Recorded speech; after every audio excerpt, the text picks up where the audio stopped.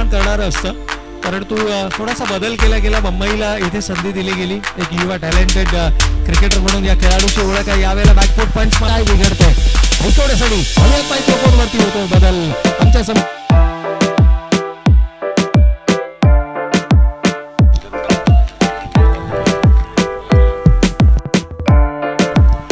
आणि आज